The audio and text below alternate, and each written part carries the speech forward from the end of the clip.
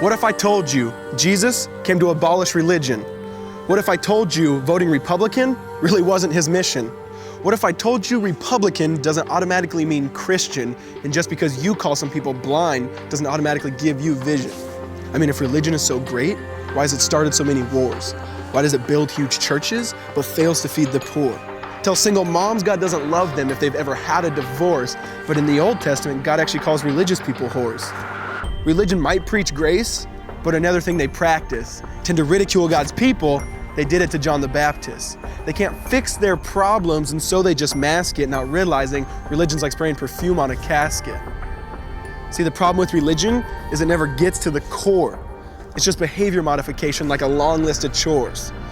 Like, let's dress up the outside, make it look nice and neat. But it's funny, that's what they used to do to mummies while the corpse rots underneath. Now, I ain't judging, I'm just saying, quit putting on a fake look. Because there's a problem if people only know that you're a Christian by your Facebook. I mean, in every other aspect of life, you know that logic's unworthy. It's like saying you play for the Lakers just because you bought a jersey. See, this was me too, but no one seemed to be onto me. Acting like a church kid while addicted to pornography. See, on Sunday I'd go to church, but Saturday getting faded, acting if I was simply created to just have sex and get wasted. See, I spent my whole life building this facade of neatness, but now that I know Jesus, I boast in my weakness. Because if grace is water, then the church should be an ocean. It's not a museum for good people, it's a hospital for the broken. Which means I don't have to hide my failure, I don't have to hide my sin. Because it doesn't depend on me, it depends on Him. See, because when I was God's enemy, and certainly not a fan, He looked down and said, I want that man. Which is why Jesus hated religion, and for it He called them fools. Don't you see so much better than just following some rules? Now let me clarify. I love the church, I love the Bible, and yes, I believe in sin. But if Jesus came to your church, would they actually let Him in? See, remember He was called a glutton and a drunkard by religious men. But the Son of God never supports self-righteousness, not now, not then. Now back to the point, one thing is vital to mention.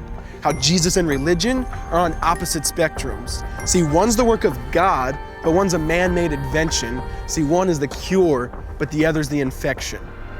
See, because religion says do, Jesus says done. Religion says slave, Jesus says son. Religion puts you in bondage, while Jesus sets you free. Religion makes you blind, but Jesus makes you see. And that's why religion and Jesus are two different clans. Religion is man searching for God. Christianity is God searching for man. Which is why salvation is freely mine, and forgiveness is my own. Not based on my merits, but Jesus' obedience alone. Because He took the crown of thorns and the blood dripped down His face. He took what we all deserved. I guess that's why you call it grace. And while being murdered, He yelled, Father, forgive them. They know not what they do. Because when He was dangling on that cross, He was thinking of you. And He absorbed all your sin and He buried it in the tomb, which is why I'm kneeling at the cross saying, come on, there's room. So for religion, no, I hate it. In fact, I literally resent it. Because when Jesus said, it is finished, I believe He meant it.